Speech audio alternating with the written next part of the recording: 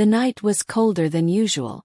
A soft wind blew through the narrow streets of a quiet neighborhood, carrying with it the smell of damp earth and the distant sound of a dog barking. The kind of night that made people shut their windows tighter, tuck their children into bed a little faster, and hurry home without looking back. But for Daniel, it was just another evening filled with silence and struggle. Daniel was a single dad. Life hadn't been easy for him since his wife passed away 3 years ago. She'd been the light of his world, the glue that held everything together. When she was gone, it felt like the whole house cracked with her. Since then, it had been just him and his little boy Max, 5 years old and full of questions Daniel didn't always have answers to. They lived in a run-down one-bedroom apartment on the edge of town, where every creak of the floorboard and every flickering streetlight reminded him just how far he'd fallen. He worked odd jobs during the day, painting fences, cleaning basements, moving boxes. Anything he could do for a few bucks to keep the lights on and food on the table.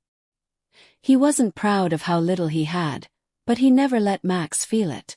To his son, bedtime stories were still magical, old soup cans still turned into robots, and love was enough to make their tiny world feel big. But that night, everything was about to change. Started with a knock at the door. Hesitant. Almost like the person behind it wasn't sure they deserved help. Daniel hesitated. He wasn't expecting anyone, and most people didn't come around here unless they had to. Still, something told him to open it. On the other side stood a girl, maybe 17 or 18.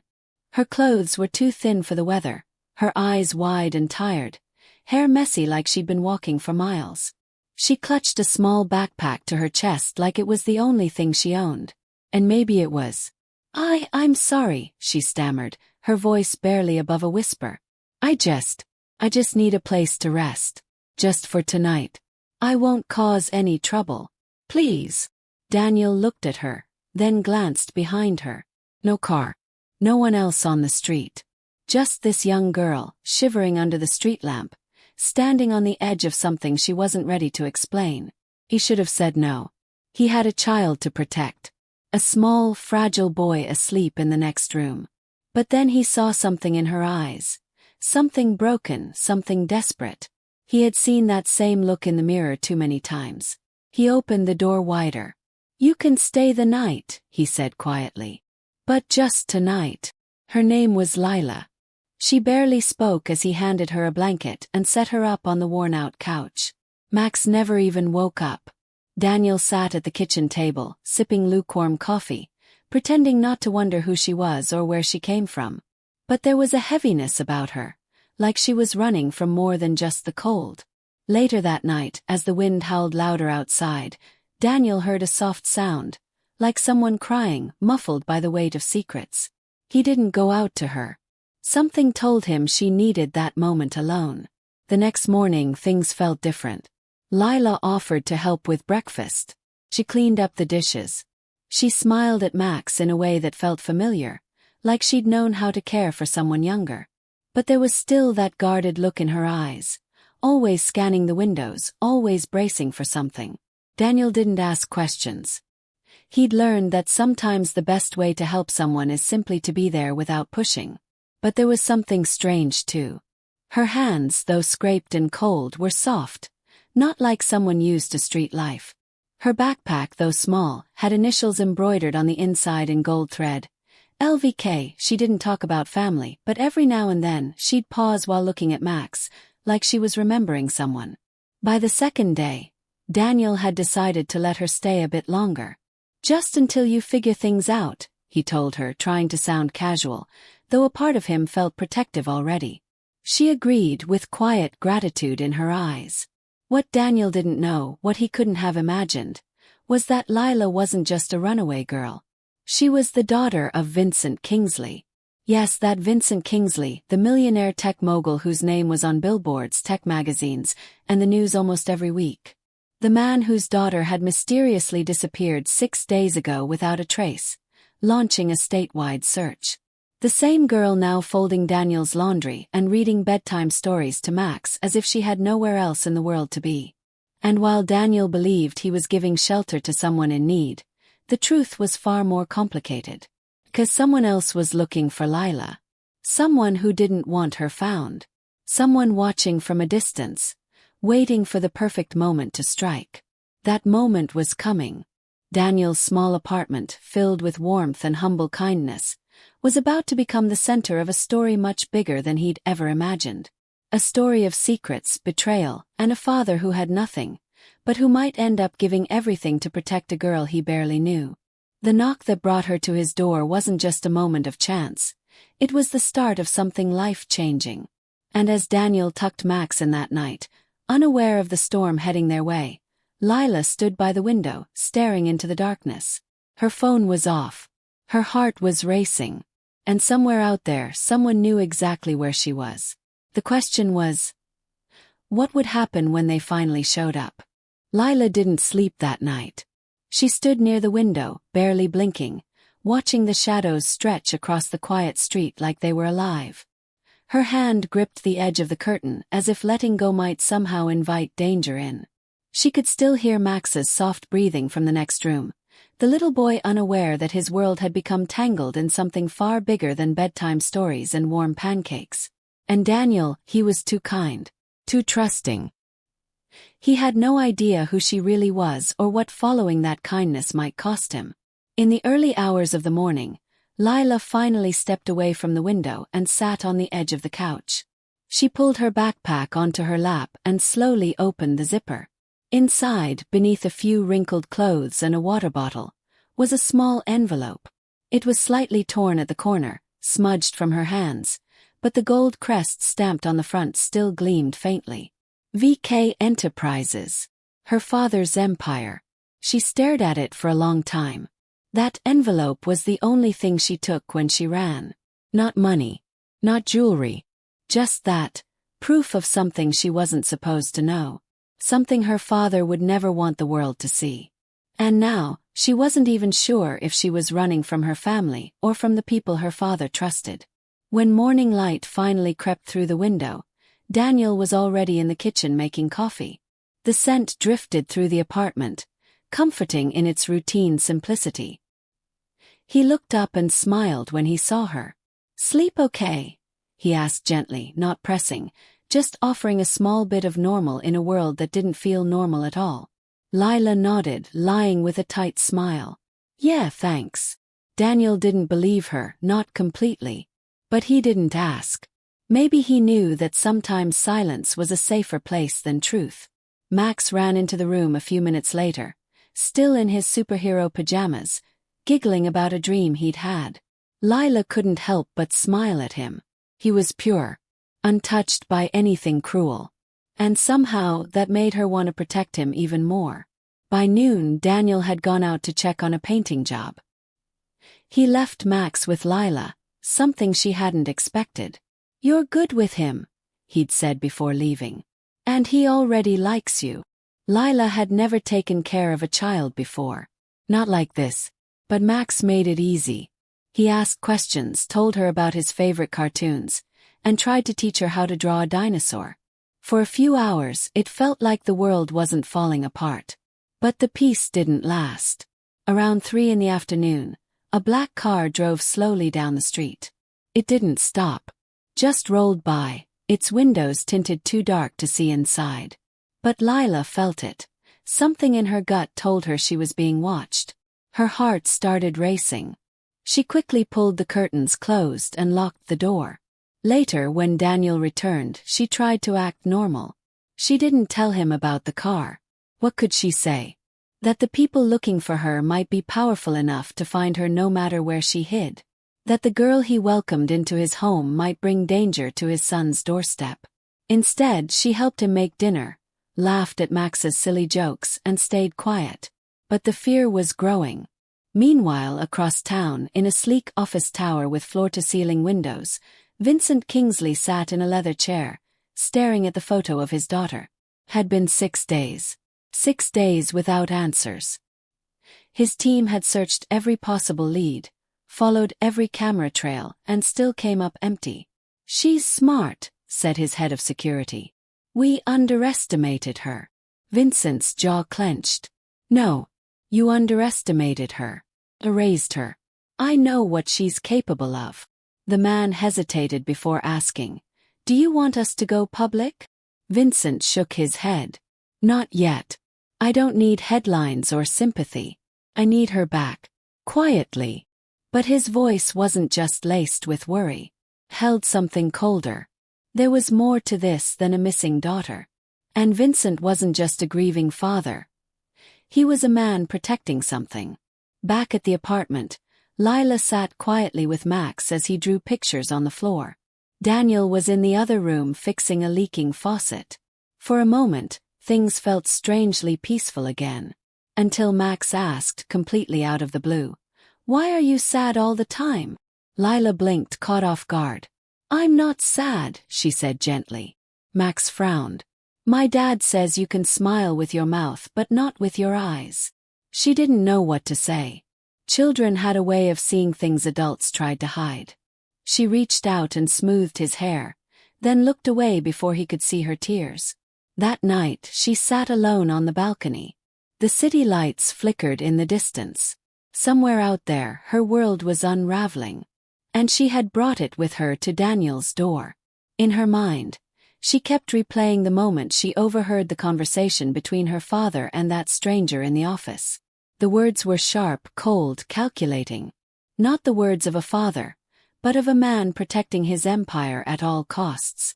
"She can't know," the man had said. "She won't," Vincent had replied. "She'll be where she belongs, one way or another." That was the moment she knew she had to leave. She couldn't go to the police.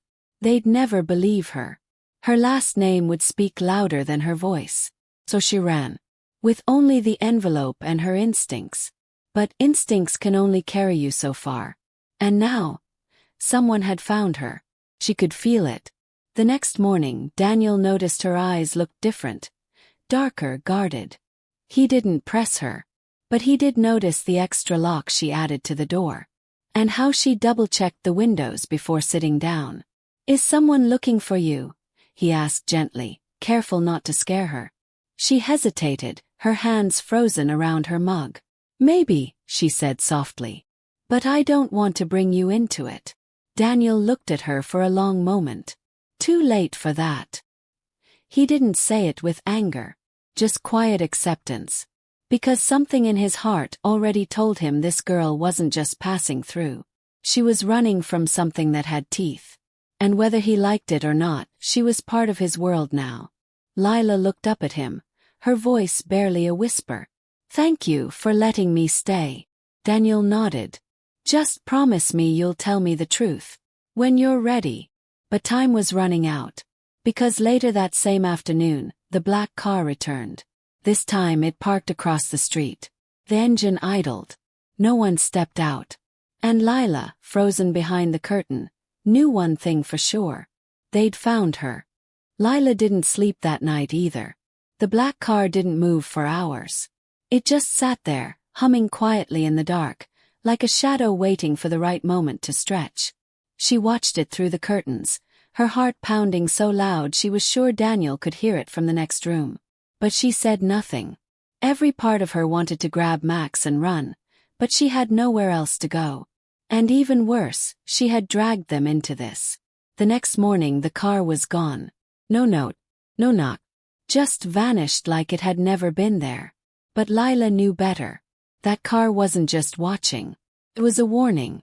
Daniel noticed her silence over breakfast. She pushed her food around on the plate and didn't touch her tea. Max was chatting about his favorite superhero again, drawing big lightning bolts across his cereal box, but even he paused when he noticed her quiet. "You okay?" Daniel finally asked, his voice soft, cautious. She nodded but didn't speak. Daniel didn't believe her. After Max went into his room to play, Daniel leaned in closer at the table. "Look, I don't care what your last name is or what you're running from. But if someone's following you, if there's danger coming to this door, I need to know." Lila looked down at her trembling hands. Her throat tightened. "I thought I could just disappear," she whispered. "I thought if I kept moving they wouldn't find me. But they always do." Daniel didn't push. He reached across the table and gently placed his hand over hers. "You're not alone anymore." That single sentence nearly broke her. But in a way, she was still very much alone. Because the truth was more complicated than anyone could understand. Her father, Vincent Kingsley, had built his empire on secrets. Tech, power, influence, he had it all. But behind the clean public image was something darker. Something Lila had only recently discovered. It started months before she ran. She had accidentally opened a locked drawer in her father's study while looking for old family photos. Inside were documents, legal papers, encrypted files, signed agreements with names she didn't recognize. But one thing stood out, a project called Nova. It sounded like a company, but Lila couldn't find anything about it online. The deeper she dug, the more frightened she became. The envelope in her backpack held pieces of it, copies of the most alarming files she found. The project mentioned names, transactions, an offshore account, and something about untraceable data mining. It made no sense at first, but it felt wrong. Very wrong. She confronted her father once. Just once. He didn't yell. He didn't deny it. He just said, "Some things are too big for you to understand, Lila. One day you'll thank me for keeping you in the dark." That was the night she left. But now she was in a stranger's home, with a 5-year-old child who smiled at her like she was family, and a man who barely had enough to give, but still gave anyway. And outside, people who wanted her silence were waiting. Meanwhile, back in the city, Vincent stood in front of a large map on his office wall. Pins and notes were scattered across it, tracking movements, locations, contacts. A woman in a gray suit stood behind him, arms crossed. "She's staying somewhere low," the woman said. "Nothing digital. No credit cards. No social activity." "She's smart," Vincent muttered. The woman hesitated. "We have one confirmed sighting. She used a fake name at a shelter 3 towns over. She may have headed south." Vincent's jaw tightened. "She's not alone. Someone's helping her. We believe it's a man. Local. Works odd jobs. Lives in a poor neighborhood." Vincent didn't blink. "Find him. Quietly." Lila had always believed her father cared about her. But now he didn't seem like a father at all. He seemed like a man cleaning up a mess. She wasn't sure which version of him was real. As days passed, the tension in Daniel's apartment thickened. One afternoon, Daniel went to the local hardware store to fix the broken bathroom pipe. While he was gone, Lila answered a knock at the door. It was a woman, late 30s, blonde, wearing a warm smile and a charity badge around her neck. "Hi," she said sweetly. "I'm with the Willow Outreach Center. We're checking in with residents in the area. Just making sure everyone's doing okay." Lila nodded slowly. "We're fine." The woman's eyes lingered on her face for a beat too long. Then she handed over a flyer. "Well, if you ever need anything, we're always around," she said, her voice still warm, but something about her eyes. Cold. Calculating. As soon as the door shut, Lila ripped up the flyer. There was no Willow Outreach Center. Check. They were getting closer. That evening she told Daniel everything. Not every detail. Just enough to make him understand that this wasn't about a lost girl. It was about something deeper. Something dangerous. "I stole information," she admitted, her voice shaking. "Information my father would do anything to bury." Daniel leaned back in his chair, silent. The weight of it all settled between them. "I thought he loved me," she added, almost as if confessing to herself. Daniel didn't speak right away. Then finally, "Some men love power more." They didn't talk much after that. But Daniel started sleeping on the couch, closer to the front door. He changed the locks. Installed a cheap camera above the entrance with what little money he had. He told Max it was to keep out raccoons. Meanwhile, somewhere across the city, the woman with the outreach badge sat in her car, typing on a tablet. "Confirmed sighting," she said into her headset. "She's with the man. Single father. Small child. Location matched." "Proceed?" asked a cold voice on the other end. There was a pause. "Not yet," she replied. Let's see who knocks first. Her, or the press. The clock was ticking. And Lila knew. She was running out of time. Rain had started to fall by morning, soft at first, then heavier, like the sky itself was warning something was coming. The apartment windows fogged with moisture, and the streets outside looked deserted. But Lila knew better. Quiet didn't mean safe. Quiet just meant whoever was looking for her was close enough to not make a sound. Daniel moved differently now. He was careful, watchful, like a man who'd finally realized kindness had a cost. He checked the window locks twice, didn't take Max out for walks anymore, and left his phone charging near the door each night, just in case they had to run. Still, he never asked Lila to leave. Max, on the other hand, sensed something, even if he didn't understand. He had started sleeping in Lila's arms during story time. His little fingers wrapped tightly around hers. She didn't mind. Every second with him made her wish things had been different, that she'd met Daniel and Max before all of this, in a world where her name didn't come with danger attached to it. But time wasn't something she had. That same night, around 10, Lila heard it again, the soft hum of a car engine. This time it wasn't outside the building. It was right below them. She peeked through the curtain. A black SUV, lights off, slowly easing to a stop behind the alley dumpster. A man stepped out, tall, wearing a long coat, face hidden beneath a hat. She couldn't see him clearly, but she recognized the way he moved. Clean. Controlled. Not a stranger. He'd been in her father's office the night she ran. She grabbed her backpack and rushed to the kitchen. Daniel was already there. He looked at her face, then out the window. He didn't ask questions. He just nodded. "We'll go out the back," he whispered. "Through the laundry gate." "What about Max?" she asked.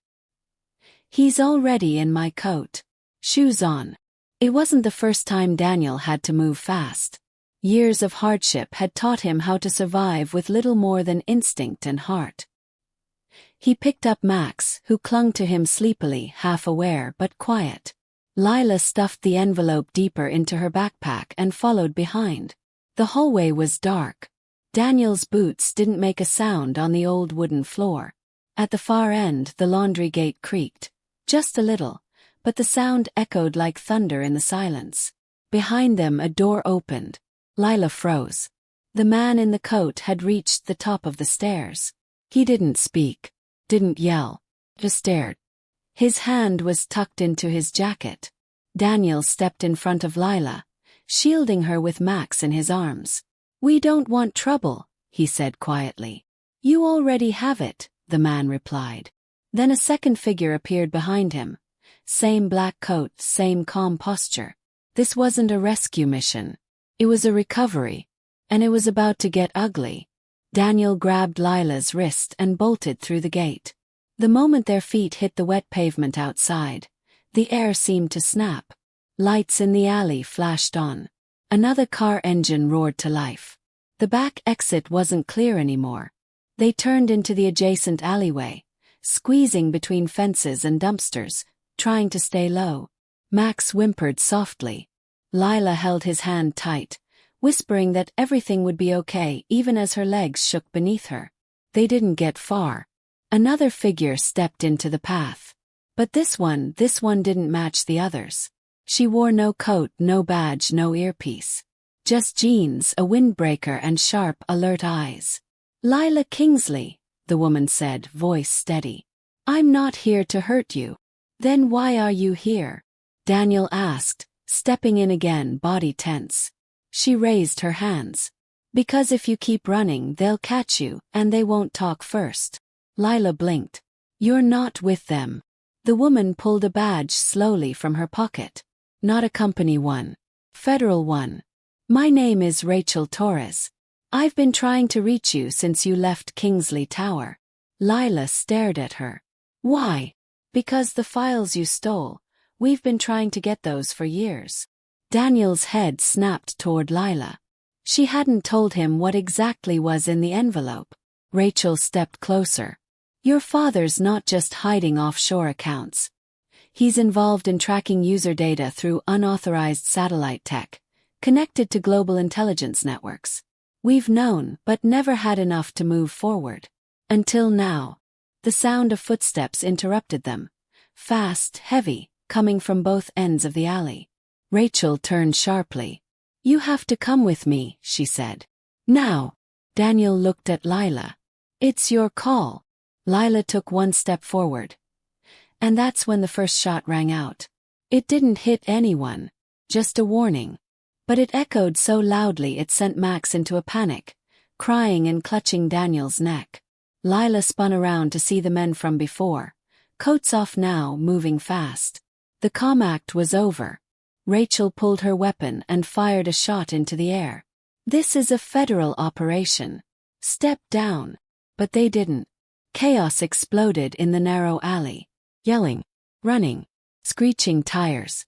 Lila ducked behind a dumpster with Max while Daniel tried to shield them both. Rachel was covering them, returning fire. But it was clear the men weren't stopping. They didn't care about noise, witnesses, or consequences. They had one mission. Get Lila back. Lila's breath caught in her chest as she clutched her bag. It was all because of what was inside. Papers. The truth. And she suddenly understood. Her father hadn't just wanted her safe. He wanted her silent. Sirens wailed in the distance, but the alley felt like its own world. Rachel yelled into her radio. "Target engaged. Backup needed." The men hesitated for just a moment. Then one of them locked eyes with Lila. He began walking forward. She backed up slowly, slipping on the wet ground. "I don't want to hurt you," the man said coldly. "But I will." Max cried harder. Daniel tried to get between them again. And then, the second man pulled something from his coat. Lila's hand trembled as she pulled the envelope from her bag and held it up like a flare. "Is this what you want?" she shouted. "Then come get it." For a split second everything froze. Even the rain seemed to pause in the air. And then everything moved at once. Lights, movement, screams, tires screeching, sirens blaring around the corner. And in the middle of it all, Lila, holding the evidence that could destroy everything her father built, while the world closed in around her. The sirens were almost on top of them now, flashing blue and red against the rain-slicked walls of the alley. But none of it slowed the man stalking toward Lila. He didn't flinch, didn't speak again, just stepped forward with one hand still reaching out, the other hidden inside his coat. Rachel shouted for him to stop, her gun still raised, but he didn't seem to care anymore. And just when Lila thought he would lunge, just when her hand clenched tighter around the envelope, ready to toss it just to protect Max, a second car skidded into the alley from the far side. It wasn't police. It was another black SUV, but this one had a dented bumper and no plates. It came to a hard stop between both groups, and two figures jumped out. One of them wore a dark hoodie, soaked with rain. The other held a phone high in the air, recording everything. "Step back," the hooded one shouted. "This is being live-streamed." Everyone froze. Lila's eyes widened. She didn't recognize them, but Rachel did. "What are you doing here?" Rachel yelled, clearly stunned. The hooded figure pulled back the hood slightly. A woman, maybe in her late 20s, short dark hair, sharp voice. "Keeping you honest. We've been tracking this too." "Who are they?" Daniel asked, holding Max tightly, eyes darting between the men, Rachel, and the newcomers. "Journalists," Rachel muttered. "Freelance investigators. They've been following Kingsley's shadow ops for years." The live streamer shouted again, her phone locked on the scene. "Lila Kingsley is here with evidence. If anyone touches her, it's going to the entire country, live." The effect was immediate. The two men from Vincent's team hesitated. One of them stepped back, unsure. The one closest to Lila clenched his jaw, then turned to the other. "We're pulling out." But the tension didn't break. Not fully. Because the moment the SUV doors shut and the men sped off, Rachel's phone buzzed in her pocket. She answered quickly, still keeping one eye on the camera. A voice came through, clear and urgent. "Rachel, abort the pickup. We've got a new development. Pull your team back now. What? Why? There's a warrant. Kingsley just filed a national-level injunction against Lila. He's claiming corporate theft and national security violations. That's insane, Rachel hissed. He's flipping the narrative. It gets worse. He leaked her name. Media outlets already picked it up. Her photos trending on every news feed. Lila felt the words like a blow to the stomach. She wasn't hiding anymore. She was exposed. Daniel turned toward her, eyes wide. What does that mean? It means, Lila said quietly, I'm not just a missing girl now. I'm a fugitive. And in that moment the story shifted again. No longer was she simply the daughter of a powerful man running from secrets. Now she was the story itself. Headlines, hashtags, targets. Whatever protection she thought she had left had just vanished. Rachel cursed under her breath. He's rewriting the truth faster than we can stop him. That injunction ties our hands. Anyone helping you now could be charged as a co-conspirator. Daniel stiffened, pulling Max closer. Lila looked at him, fear crawling up her spine. You have to let me go. I'll turn myself in. If you keep helping me now, you could lose Max. Daniel didn't speak right away. But the look in his eyes said everything. He wasn't going to let her walk into the fire alone. Not after everything. But Rachel was already pulling her jacket tighter, scanning the sky. We need to move. There's a safe house 3 miles from here. If we get there, we might have a window before Kingsley's team locks everything down. The journalist, still holding her phone, lowered it for the first time. We'll cover your escape. Keep the feed running just long enough to cause chaos. But this is it, Lila. Whatever you've got, whatever's in that envelope, it better be enough. Lila nodded slowly. It's everything. Enough to tear down his name. But only if it gets out. As they rushed toward the back of the alley, Max clinging to Daniel's side, Rachel made a call for backup. The SUV's doors slammed. The engine started. Tires sprayed water as they peeled into the side streets, racing against time. Behind them, the live stream picked up views by the second. Lila Kingsley's name flashed across thousands of phones. But with it came confusion. Some believed her. Others didn't. But no one could deny the story had exploded. In his high-rise office, Vincent Kingsley stood in front of the window, watching the storm sweep across the skyline. An assistant rushed in, phone trembling in her hand. Sir, the video's viral. Over 2 million views in less than 10 minutes. Vincent turned slowly, face unreadable. Let it grow, he said. Sir. He smiled faintly. They want a show. We'll give them one. But we control the ending. Then he picked up the phone, dialing a private number. Activate Echo Team. The girl has one last move. I want to be waiting for her at the finish. In the SUV, Lila looked down at Max, who had fallen asleep in her lap, small and innocent. She looked at Daniel, whose eyes hadn't left the side mirror since they left. I'm sorry, she whispered, for dragging you into this. Daniel shook his head. You didn't drag me. Open the door. I'd do it again. Rachel's voice came from the front seat. We've got maybe 30 minutes before the next wave hits. If Kingsley's team has drones or GPS. He does, Lila cut in. That envelope doesn't just expose his companies. It names people in law enforcement. People who made his problems disappear. If they catch us, they'll bury us. Daniel leaned forward. Then what's the plan? Rachel hesitated. We go dark. Off the grid. Just long enough to leak the files directly to the right hands. But we'll need help from someone who's not on any payroll. And that's when Lila remembered something, someone. There was a man her mother used to talk about. Quietly.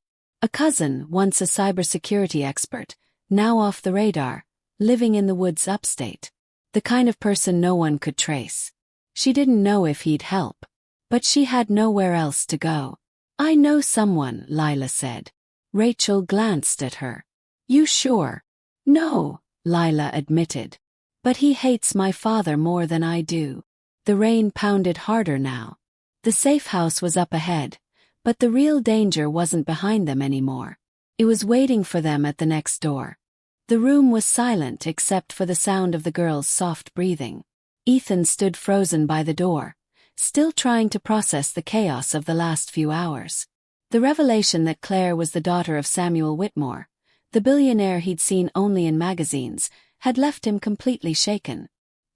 His eyes flicked to the couch, where Claire sat with her arms wrapped tightly around herself. She looked small again, like the scared girl who had first shown up at his door, not the heiress to a fortune. But now, everything made a strange kind of sense. Her quiet manner, the car that had been following them, the urgency in her father's voice when he spoke to Ethan on the phone. Ethan cleared his throat, finally breaking the silence. "Claire, why didn't you tell me who you were?" She looked up slowly. "Because I didn't want to be found. I didn't want to go back to a place where I felt invisible. My dad has money, sure, but that doesn't mean he knows how to love someone. After my mom passed, everything changed. I was just managed." Ethan's heart ached hearing the pain in her voice. He had no right to judge a man he didn't know, but looking at Claire now, he couldn't help but feel protective. "So you ran away."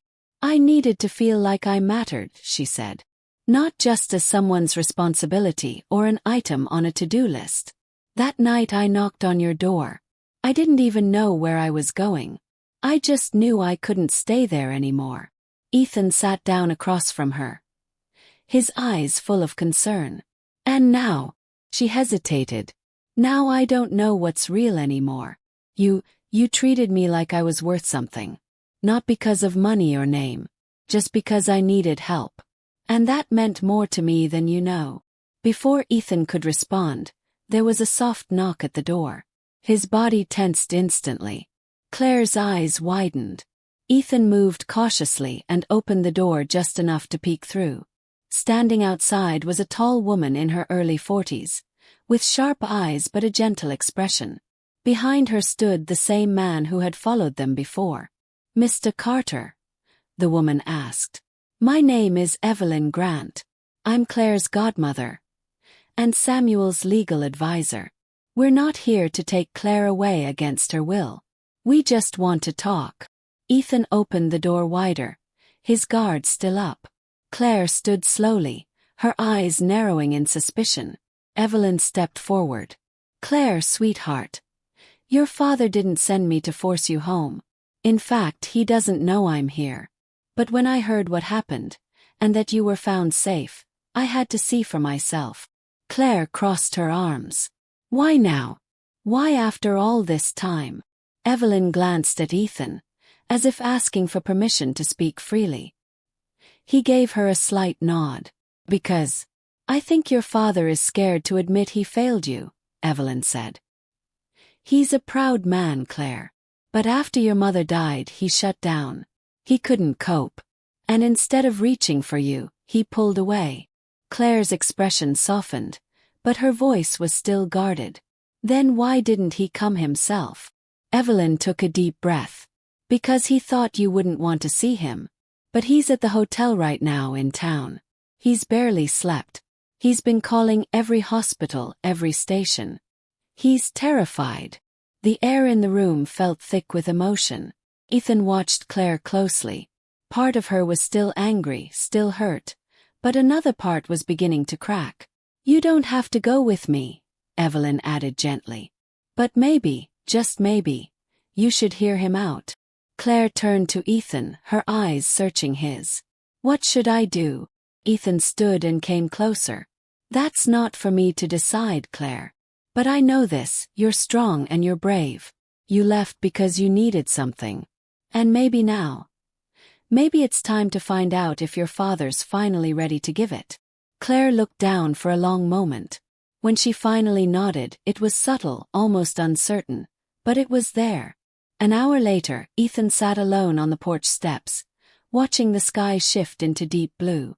The car that had taken Claire and Evelyn to the hotel was long gone, but Ethan's thoughts were still tangled. Had he done the right thing? Had he just sent her back into the arms of someone who might still not understand her? As the stars began to peek through the sky, his phone buzzed beside him. A message from an unknown number. "Thank you for protecting my daughter. We need to talk. Samuel Whitmore." Ethan stared at the screen, a strange weight settling in his chest. There it was. Another twist, another step into something he hadn't asked for but couldn't ignore. He didn't know what Samuel wanted, or what this meant for Claire. But one thing was certain. Nothing in Ethan Carter's life would be the same again. He stood up, heart pounding with the unknown. And behind him, in the small house that had seen so much in just a few days, a light flickered off, like the end of one chapter, and the very beginning of another. The days that followed the shocking reveal felt like a whirlwind for Daniel. One moment, he was just a struggling single dad trying to give his son a decent life. The next, he was standing in a hospital room, holding the hand of a girl who wasn't just lost and lonely, but the missing daughter of one of the most powerful businessmen in the city. But even more surprising than the truth of her identity was how she chose to stay. Not because she had no other place to go, but because she wanted to stay. Emily's father, Richard Langford, arrived at the hospital 2 days after the call. His private jet landed before dawn, and when he finally stood in front of Daniel, he didn't act like a man ready to snatch his daughter away. His eyes were tired, his voice thick with emotion. He didn't thank Daniel with grand gestures or money. Instead, he simply said, "Thank you for not turning your back on her when the world did." Daniel didn't need anything in return. He never did. But Emily, after waking and seeing her father again, asked for one thing: time. Time to heal, time to understand, and time to stay with the people who had shown her what genuine kindness looked like. She stayed in their little home for a few more weeks, recovering slowly, and filling their lives with warmth that neither Daniel nor Ben realized they'd been missing. She helped with dinner, read bedtime stories with Ben, and sometimes just sat outside on the porch with Daniel, not needing to speak, just being there. The town started whispering, of course. Word of the mystery girl spread quickly, and once the news broke that she was Emily Langford, the daughter of a millionaire who had disappeared, there was no keeping it quiet. Some neighbors began treating Daniel like he was someone important, but he didn't let it change him. He still fixed leaky faucets, still worked double shifts, still packed Ben's lunch with extra fruit snacks. Then, one evening, Emily handed him an envelope. "It's from my father," she said quietly. Inside was a letter, a job offer. Richard Langford wanted Daniel to work with his company's community outreach team, helping people in difficult situations, just like Daniel had helped Emily. It wasn't charity. It was an acknowledgement, a way to turn his story into something that could help others. Daniel hesitated at first, unsure if he belonged in such a world. But then he looked at Ben and he looked at Emily, and he realized maybe this was his chance to do more than just survive. He accepted. They moved to the city, not into a mansion or luxury apartment, but into a cozy home near a park. Close enough for Ben to run and play, and for Daniel to still feel grounded. Emily stayed close too. Though she didn't live with them, she visited often. She enrolled in college and began speaking publicly about her experience. About kindness, about running away, and about being found not just physically but emotionally. People reached out from everywhere.